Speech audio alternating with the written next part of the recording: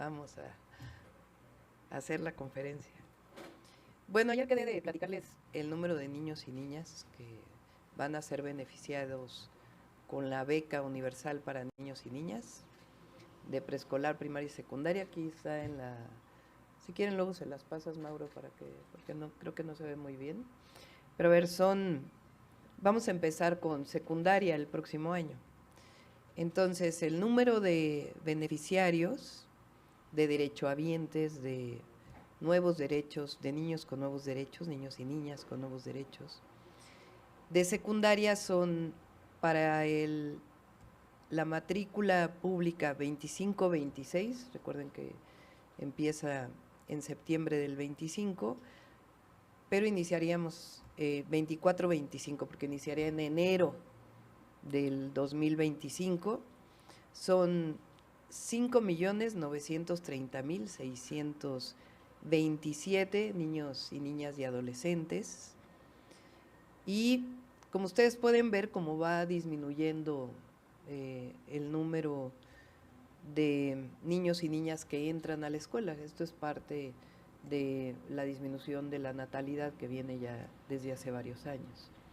Entonces, en total de niños y niñas matriculados en escuela pública, 24-25 son 21.240.545 y los beneficios serían para 5.930.627 en enero del 2025 y para septiembre del 2025 serían 5.921.435, es decir, los que entran a primero de secundaria disminuye la matrícula por la disminución que ha habido en los últimos años de la natalidad. Eso sería en cuanto a la matrícula educativa, y los siguientes años, de acuerdo a la proyección, pues ya estarían incorporándose los 21 millones de niños y niñas al programa. Bueno, ese es uno de los temas que quedé de plantearles. Estamos revisando también el de mujeres. De acuerdo con el INEGI, con el censo del INEGI, son 2.5 millones de mujeres de 60 a 64 años. En ese caso sí va aumentando de acuerdo con los años, pero para el primer año serían 1 millón de mujeres de un universo de 2.4 millones de mujeres que estaríamos incluyéndolas en el 2026. Bueno, ese es el primer tema y si quieren pues pasamos a las preguntas.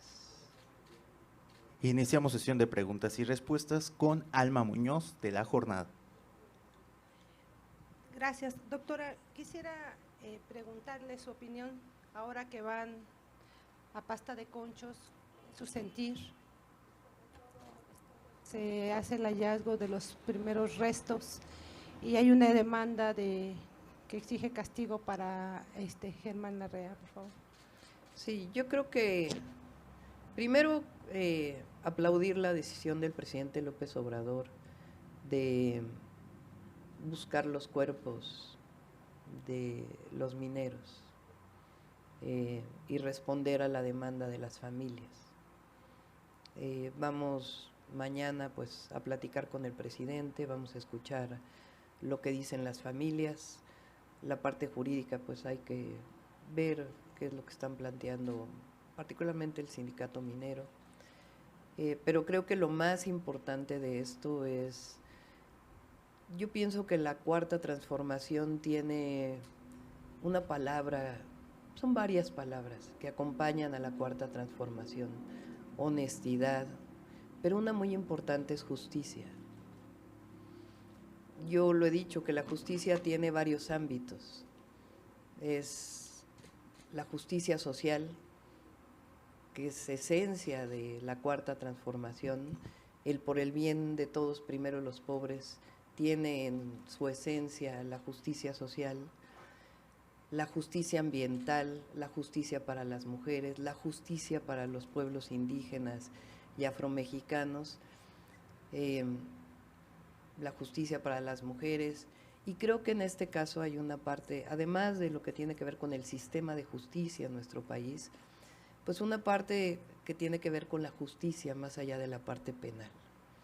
y creo que hoy se está haciendo justicia a las familias al haber hecho pues este trabajo durante tantos años. Y vamos a ver pues mañana lo que dicen las familias y ya pues nos enteraremos de la parte jurídica. Entonces, ¿se van a reunir legal con las familias? Sí, hay una reunión con las ahí familias. Mismo ahí mismo. ¿Y cuál es el mensaje, cuál es la señal que ustedes están enviando al iniciar sus recorridos justamente allí? Porque pues esto sigue, las investigaciones y todo tiene que continuar. Eso pues ya es cuestión de las fiscalías, ya no nos corresponde a nosotros, pero creo que hay una parte muy importante que es una parte humana enorme, que también está asociada a la Cuarta Transformación. Eso es el humanismo mexicano, más allá incluso de la historia, la fraternidad, el reconocimiento, la cercanía con las víctimas y con las familias. Entonces, pues yo pienso que va a ser un momento muy emotivo y pues vamos a ser testigos de ese momento. Y en el caso de Germán Larrea, pues ya tendrá que definirlo la fiscalía y pues también cómo fueron los hechos en ese momento. Mañana nos vamos a enterar bien y podemos ya darles más, podemos platicar más la próxima semana. Pero en principio, pues es un sentido humanista del gobierno del presidente López Obrador y por otro lado de justicia a las familias. Y la parte penal, pues ya tendrá que definirlas las instancias correspondientes. También es un mensaje de que en su gobierno se seguirán las investigaciones a tope a donde tope. Las investigaciones le corresponden a la Fiscalía, eso hay que decirlo, en general. Uno puede presentar una demanda y en este caso es la demanda de las familias, del sindicato y tendrá pues que verse en la Fiscalía. Pero finalmente el gobierno, esta parte de reconocimiento de las víctimas, de las familias, pues es una parte humana muy importante y finalmente de justicia a las familias. Gracias. Continuamos con Marta Martínez, de Reforma. Gracias, doctora. Buenas tardes. Yo quiero preguntarle, usted a lo largo de estos últimos días ha hablado sobre este Parlamento abierto y este diálogo en torno a la reforma al Poder Judicial. Sin embargo, el día de ayer el presidente ya habló de que el tema de los ministros, magistrados y jueces a urnas es un tema irreductible para él. Yo quisiera saber si usted está en la misma sintonía que él, si este es un tema también irreductible para usted en esta reforma. También quisiera pues pedirle, ya nos habló hace un momento cuando llegó aquí a la Casa de Transición sobre este pronunciamiento de la Asociación de Banqueros, pero quisiera pedirle que nos abunde un poco sobre este posicionamiento, cuál es su impresión. Y finalmente, nada más que nos confirme, hay un rumor de que usted se reuniría con diputados y senadores entrantes, electos, y se habla de que sería el próximo martes. Si nos puede confirmar si sería así y si no, si nos puede dar un poco detalles sobre este encuentro. Muchas gracias. Sí, ustedes conocen nuestra posición respecto a la elección de jueces, magistrados, ministros. La hablamos en la campaña, la pusimos a votación en las plazas, pero eso no quita que se conozca el contenido de la reforma por el pueblo de México y que se escuche en este Parlamento abierto que se está planteando. Mi opinión también es que deben elegirse los jueces, pero creo que también es importante pues que se haga este Parlamento abierto y no es novedad, lo dije durante toda la campaña y acostumbramos a mantener nuestras posiciones. Pero también es importante que se conozca. Y el día de hoy estuvo aquí Mario Delgado, ya se mandaron a hacer las encuestas, esperamos que el lunes el resultado de esta encuesta, de qué opina el pueblo de México a partir de una encuesta, cuál es su opinión de jueces, magistrados, ministros y también de la elección directa.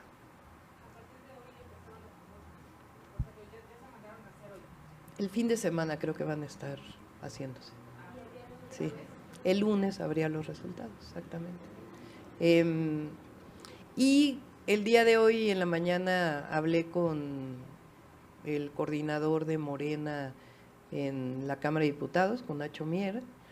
Él me comentó que ellos van a dar a conocer cómo sería este proceso de Parlamento abierto. Sobre el tema de…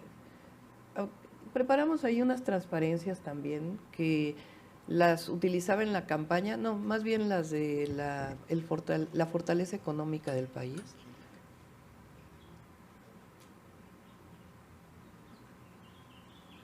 Que las utilizamos en toda la campaña, siempre en las reuniones, principalmente con empresarios de todos los niveles, empresarias que nos reunimos con ellos durante toda la campaña y las actualizamos ahora. Entonces, hay una solidez de la economía mexicana durante el gobierno del presidente Andrés Manuel López Obrador y que existe a la fecha. ¿Cuáles son estos indicadores que lo muestran? Finanzas públicas sanas, son 2.4 billones de pesos de ahorro a partir de la austeridad republicana, un mercado laboral fuerte, es el mínimo histórico más bajo entre todos los países de la OCDE de desempleo, las reservas internacionales del país, del Banco de México, también son históricas, somos la 12ª economía del mundo, el principal socio comercial con los Estados Unidos, cosa que nunca se había dado, y también la inflación sigue bajando en nuestro país. Estos son datos de mayo del 2024 y eso no ha cambiado. Pásate a la siguiente, por favor. El bienestar del mercado interno, que también es un sello de la Cuarta Transformación, al aumentar el salario mínimo, al crearse nuevos empleos, al desaparecer el outsourcing, con los programas sociales, pues el mercado interno tiene una fortaleza muy grande y también vinculado con el crecimiento económico que a la fecha se plantea que va a seguir creciendo el país en este año y que fue de 3.7 en el 22 y de 3.2 en el 23. Y luego esto es importantísimo, lo mencionó también el presidente, no sé si ayer o antes de ayer en la mañanera, no solamente la inversión extranjera directa, que ha sido de 164.971 millones de dólares, sino que hay al 31 de mayo 127 anuncios de inversión que suman 39.157 millones de dólares adicionales durante el 2024 y eso no ha cambiado. Adelante. Y esto es lo que dice la Asociación de Bancos, que recupero. Es importante seguir generando certidumbre y confianza para la inversión, como se ha hecho en este gobierno en estos 6 años, y esta certidumbre y confianza que hemos tenido han permitido a la banca seguir creciendo y apoyando a las familias y empresas mexicanas, y dicen que sigue habiendo esta certidumbre independientemente del cambio en el dólar en estos días. Sería esencialmente eso y obviamente pues la variación, de todas maneras la variación del tipo de cambio respecto al dólar es favorable de todos los sexenios y además respecto a otras naciones, y la última creo que viene, ahí está, la variación de divisas contra el dólar, que también la economía de México está sana, está fuerte y no hay de qué preocuparse. El martes nos vamos a reunir con los senadores y diputados electos. No, son muchísimos. Entonces, están viendo en qué salón nos vamos a reunir. Es una reunión de cortesía, de felicitarnos a todos por este gran triunfo, esencialmente.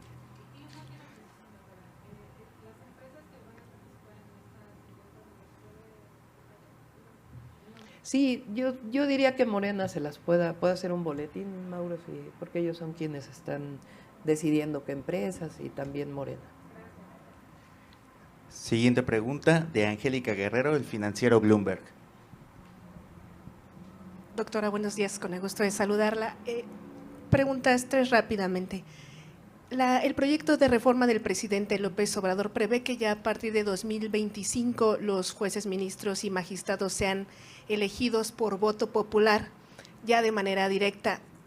En el proyecto de reforma se señala que esto sería organizado ya por el nuevo INE, es decir, ya con una reforma al INE que se llamaría incluso Instituto Nacional de Elecciones y Consultas. Esto significaría que una vez aprobada posiblemente esta reforma al Poder Judicial, la siguiente sería la reforma al INE. Para reformar al INE, una reforma electoral, ¿se metería acelerador para esto? En otra pregunta, hoy el Consejo de la Judicatura Federal ve con buenos ojos este diálogo para participar en estos diálogos para la reforma judicial. La iniciativa también prevé la desaparición del Consejo de la Judicatura Federal por 2 organismos más. ¿Qué opinión le merece que ellos quieran participar en este contexto de la eventual desaparición del Consejo de la Judicatura? Y por último, doctora, si me permite, ayer la secretaria de Relaciones Exteriores de Ecuador mencionó que estaría dispuesta o que quiere entablar nuevamente un diálogo con México, restablecer relaciones. ¿Usted estaría dispuesta a hacerlo una vez que asuma la presidencia? Y de ser así, ¿en qué contexto usted aceptaría o dialogaría nuevamente o restablecería relaciones con Ecuador? Gracias. Sí, a ver, son varios temas. El primero, además decir que por la intervención anterior, la solidez económica de México se debe a este cambio de modelo económico que hubo en nuestro país. Dejamos atrás el neoliberalismo e inició la economía moral, el humanismo mexicano, la cuarta transformación, que cambió el modelo, en donde se impulsa la economía desde abajo. Y esto es lo que le da la enorme fortaleza en este momento y además seguir recibiendo inversiones al país. Entonces esto es, y va a continuar el modelo económico. Lo dijimos siempre y así va a ser. El neoliberalismo no va a regresar a nuestro país. Por otro lado, la primera es primero son estas 5 reformas que hemos planteado. Planteamos los programas sociales, los derechos sociales, yo diría más bien, porque en el momento que se inscriben en la Constitución son derechos, no son programas. Segundo, el tema de el ISSSTE. Las primeras 2 son los nuevos derechos sociales que estaríamos incorporando a la Constitución, la ley del ISSSTE, la reforma al Poder Judicial y la no reelección. Esas fueron las 5 primeras que se están planteando, y después ya veríamos las otras reformas, que son 18 constitucionales y 2 a leyes secundarias. El Consejo de la Judicatura Federal. Que participe, qué bueno que quieren participar. Vamos a recibir la carta y se la voy a enviar a los diputados y diputadas para que tomen en cuenta, o a Nacho Mier y a Ricardo Monreal, el coordinador de los senadores, para que tomen en cuenta esta solicitud. Yo creo que una de las virtudes de la reforma es justamente que el Consejo de la Judicatura no sea juez y parte, porque es hoy la presidenta de la Corte quien es también presidenta del Consejo de la Judicatura, y realmente las sanciones son prácticamente administrativas las que se han hecho a jueces, o por razones administrativas, no por un asunto de realmente evaluar el trabajo de fondo de un juez, de una jueza, de un magistrado, de un ministro. Entonces esta separación que se está haciendo es muy importante, y al mismo tiempo este otro organismo administrativo que se está planteando, porque hoy el Consejo de la Judicatura tiene la parte administrativa y de sanción como tribunal, digamos, a los jueces. Entonces esto es también fundamental, es importantísimo. Entonces espero que participen, me parece. Los ministros también, si quieren participar, que participen en este proceso de parlamento abierto y de discusión amplia de la reforma judicial.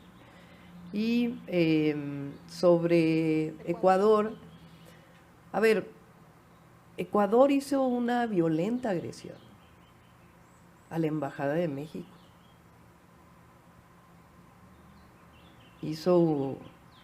Invadió violentamente la Embajada de México, agredió al personal diplomático de México. En el momento en que ocurrió, nosotros apoyamos la decisión del presidente Andrés Manuel López Obrador de romper relaciones. Y hoy hay una demanda en la Corte Internacional de Justicia, en donde se está pidiendo la expulsión de Naciones Unidas de Ecuador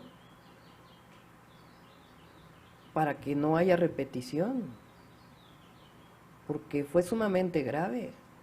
Se violaron pues todas las normas y reglas internacionales. No es menor lo que hizo Ecuador con México. Entonces no es un asunto de sentarse a platicar,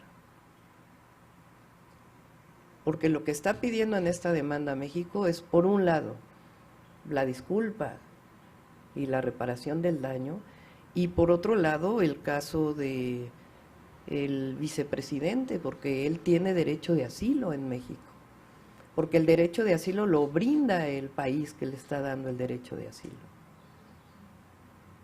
Entonces nosotros estamos de acuerdo con la posición que ha adoptado el presidente López Obrador. Entonces tienen ellos que dar el paso, la disculpa pública, lo que está pidiendo la demanda, y también el reconocimiento del derecho de asilo. No es menor la agresión de Ecuador a México. Gracias. Siguiente pregunta de Gilberto Molina, de Canal 11.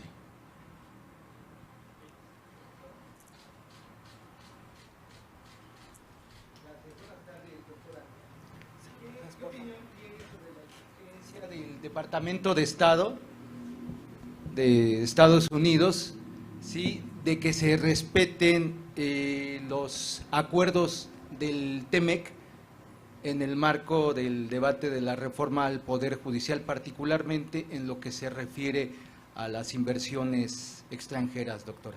Sí, Gracias. leí lo que venía en las notas en los periódicos y busqué, lo voy a poner el video de la pregunta que le hacen al representante del Departamento de Estado y lo que él contesta, porque vale la pena escuchar toda la declaración de lo que dice. No sé si lo tienes por ahí, Mauro. On Monday, President-elect Sheinbaum spoke about the AMLO proposed judicial overhaul that could upset the balance of power in Mexico and create market unrest. How do you anticipate that Mexico's recent election and the proposed judicial changes will affect American treatment into Mexico? Well, obviously, Mexico is a sovereign country, and they have procedures that they can use to change their legal framework. We Ahí believe para, that judicial transparency. o sea, lo primero que is dice, vital, porque nosotros somos un país soberano, independiente, no somos ni colonia ni protectorado de nadie, nosotros tomamos las decisiones de acuerdo a nuestra Constitución.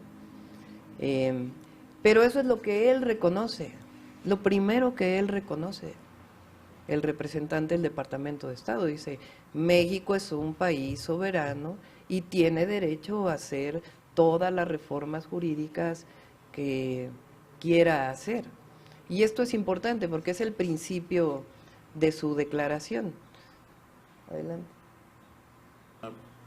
procedures that they can use to change their legal framework. We believe that judicial transparency is vital for all investors. Ahí whether también que la transparencia judicial es necesaria para cualquier inversión.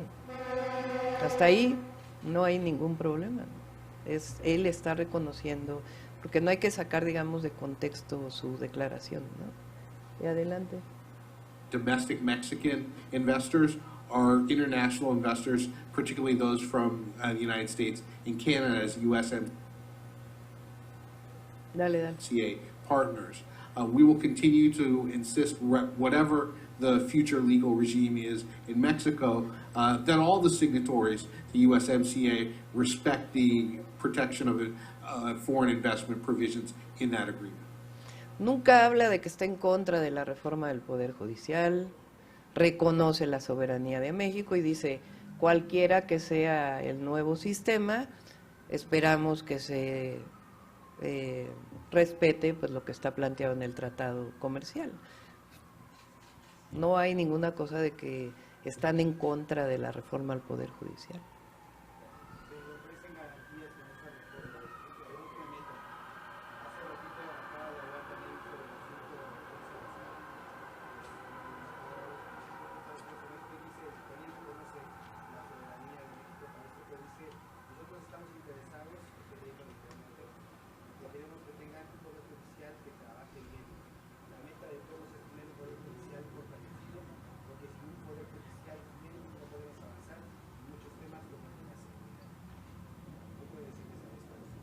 Es lo que yo he estado planteando, que el tema de la seguridad tiene que ver con la atención a las causas y la cero impunidad.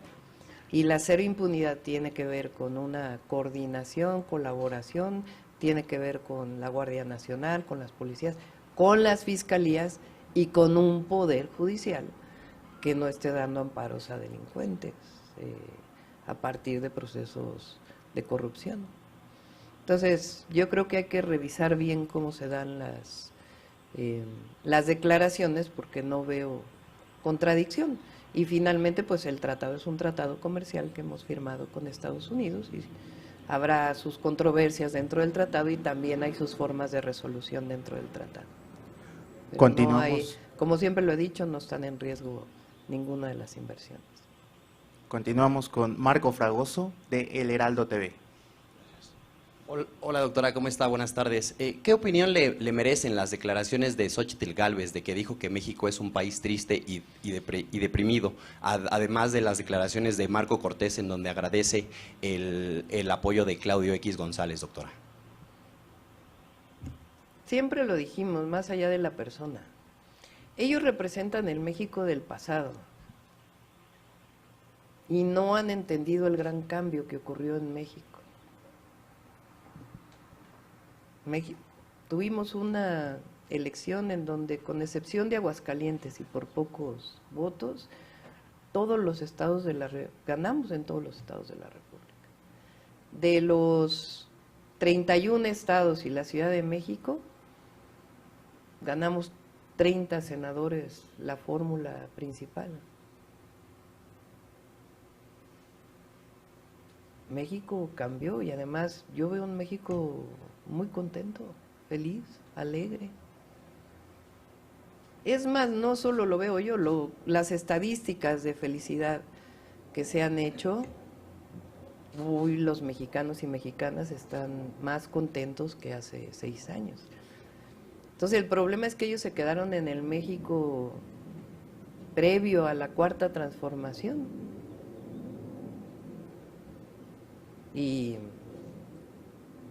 por eso el resultado de la elección para ellos, porque no han entendido que México ya no es el México del pasado y que el régimen de corrupción y privilegios se transformó con la Cuarta Transformación hacia un México más justo, más solidario, más fraterno,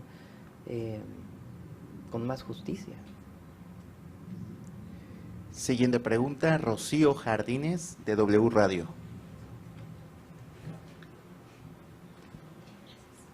Buenas tardes, doctora.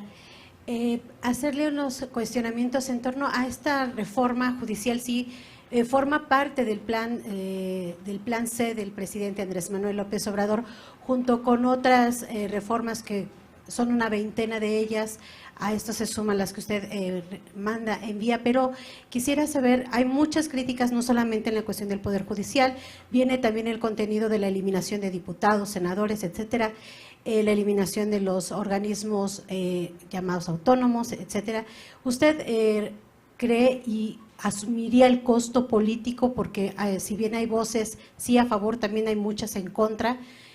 También preguntarle, doctora, su reunión con los integrantes de la CENTE, ¿cuándo se va a realizar? Ellos dicen, los maestros siguen llamándola a usted a tener un diálogo.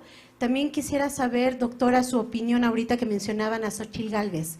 ha habido este ruido, sobre todo por los gritos o el alza de voz que ella sufrió por parte de Marco Cortés, el líder del Partido Acción Nacional, estando dentro del mismo partido, que en 2 ocasiones ella dice que le alzó la voz, la más reciente, cuando ella la felicitó a usted.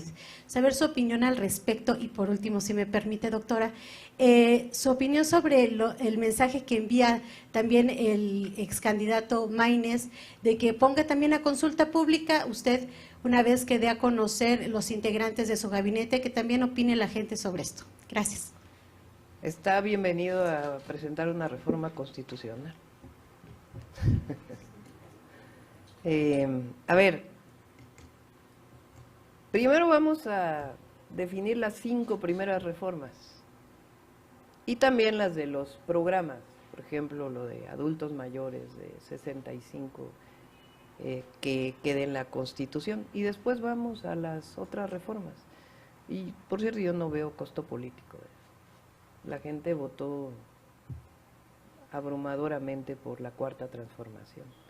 Pero vamos por partes, no necesitamos platicar de todas las reformas. Y ahora pues estamos en estas 5. Y bueno, ya los asuntos internos de la oposición, pues son asuntos internos de la oposición. Última pregunta de Antonio Aranda, de Telesur. Muy buenas tardes, doctor. Antonio Aranda, de Telesur. Continuando con esta situación de Ecuador, por ejemplo, una acción de desagravio como permitir el asilo del expresidente, del ex vicepresidente Glass, ¿sería suficiente para poder terzar un poco más la relación, o van a dejar que sean ya las instituciones internacionales quien también asuma una postura? Hay un juicio, tiene que resolverse ese juicio. Si Ecuador asume lo que está pidiendo México en ese juicio, pues ya es distinto, pero tendría que cumplirse todo lo que está planteando México. ¿Eso sería suficiente como una acción de desagravio a nuestro país por la situación de la embajada? Pues es lo que dice esta demanda que presentó México y estamos de acuerdo. Bien, también en el tema internacional, 2 más y con eso concluyo. ¿Cómo sería su política hacia América Latina? Están hablando de una disculpa pública y del tema del asilo, porque entonces si ellos reconocen lo que dice la demanda y no hay disputa ahí en eso y lo reconocen, pues es distinta la situación, pero tienen que cumplir con lo que dice toda la demanda. Bien, por cierto, aprovechando esta situación, ¿qué situación ha traído a México que haya roto sus relaciones diplomáticas con Ecuador? Bueno, ya tendría que decirlo el actual gobierno, pero es un asunto de principios. Nosotros no podemos permitir que se viole nuestra soberanía, y se violó nuestra soberanía de manera violenta. Entonces, es un asunto de definición del gobierno de México, y el presidente actuó bien. Con respecto al resto de América Latina, ¿cuál será su visión de la política internacional? Hay que mirar al sur siempre, no solamente nuestra relación con Estados Unidos como socios comerciales, amistad, respeto, colaboración en diversos temas como iguales, sino, lo dije en el debate, todavía lo recuerdo, dije, como dice Benedetti, el sur también existe, y ahora se ha abierto mucho la relación hacia los países de América Latina y el Caribe. Finalmente, en cuanto a Estados Unidos, ¿qué preferiría? ¿La continuidad de Biden o Trump, o lo que sea sería bueno o afrontable por usted? Vamos a respetar la decisión del pueblo de Estados Unidos. No nos corresponde a nosotros una u otra posición. Nuestra Constitución dice soberanía de los pueblos. Y en la soberanía de los pueblos, el pueblo de Estados Unidos tiene que tomar su decisión, y cualquiera que sea la decisión que ellos tomen, nosotros pues tendremos una buena relación. Muchas gracias. Finalizamos sesión de preguntas y respuestas. Muchas gracias. Sobre los programas sociales, doctora, ayer le preguntábamos también si nos puede dar un aproximado de la cantidad de pesos, de lo que representa para el presupuesto, sobre todo pensando en que hay economistas que marcan una preocupación porque pues esto va a ir creciendo, sobre todo el programa de apoyo a las mujeres de 60 a 64, ¿cuánto representa, pensando en el déficit que podría causar al Ya no traigo la otra parte de la tablita, pero el de mujeres es 18,000 millones de pesos para el 2025 y el de niños y niñas son, a ver si lo tienes ahí, si mal no recuerdo, cerca de 34,000 millones, más o menos, para secundaria. Y hay recurso y no vamos a aumentar el déficit. Hubo un compromiso del secretario de Hacienda que lo planteó, creo que la semana pasada, de que incluso vamos a disminuir el déficit. Se puede hacer porque este año se está pagando prácticamente todas las obras estratégicas del presidente Andrés Manuel López Obrador. Entonces el año que entra ya no vamos a tener, digamos, esa presión de gasto sobre el presupuesto. Va a haber nuevas obras, pero en lo que arranca los nuevos proyectos de infraestructura que requieren su tiempo de proyectos ejecutivos, etcétera, vamos a iniciar el proyecto de vivienda. Eso nos va a permitir generar empleos, impulsar la economía, porque la construcción impulsa la economía interna principalmente, el mercado interno, el crecimiento económico y el empleo. Entonces vamos a impulsar el programa de vivienda, a terminar varios si deja pendiente el presidente algunas de las obras que deje pendientes, e iniciar con el nuevo proyecto y al mismo tiempo con los programas sociales. Yo en campaña, en varias reuniones, hablé de que todavía hay oportunidades de recaudación importantes sin una reforma fiscal profunda. Dos de las áreas o dos de las grandes oportunidades son, por un lado, todo tiene que ver con tecnología, digitalización, que permita también todavía disminuir aún más la corrupción que ha hecho muchísimo al presidente. Uno tiene que ver con digitalización exclusivamente, con el SAT, todavía digitalizar y tecnificar más el SAT, que tiene un potencial de incrementar la recaudación sin aumentar los impuestos. Y la otra es aduanas, donde el presidente ya ha incrementado de manera muy importante los ingresos y tiene también una oportunidad muy importante, y además pues reducir los tiempos que todavía se utilizan en puertos y en las aduanas del norte del país. ¿No va a aumentar el déficit? No, al revés, va a disminuir. ¿Habrá riesgo de que para cubrir estos programas sociales se le quite presupuesto a otros como cultura, deportes? No. Tenemos ya hemos estado trabajando el presupuesto desde que propuse los programas. Ya tenemos de dónde va a salir este recurso, cómo lo vamos a impulsar, cómo se va a aumentar la recaudación y cómo lo vamos a ir afrontando los siguientes años a partir de este incremento en la recaudación en el 2025 y los siguientes años. Concluimos conferencia. Gracias a todos y a todas. Gracias. No, nada, nadie que les vaya a dar notas.